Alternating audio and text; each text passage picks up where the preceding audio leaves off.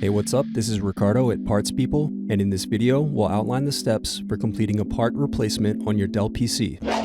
Visit our website and use this coupon for a 5% off discount.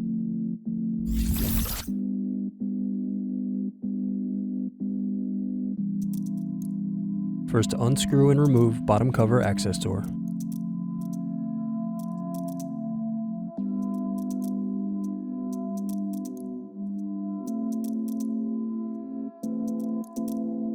Then unscrew battery. Now remove and unplug battery. Using a small flathead screwdriver, carefully pry up and remove keyboard bezel. Thanks for watching. Don't forget to like and subscribe if you enjoyed this video. And if you need more, check out this playlist to watch other tutorials for your laptop. You can also click here to find parts for your laptop at partspeople.com.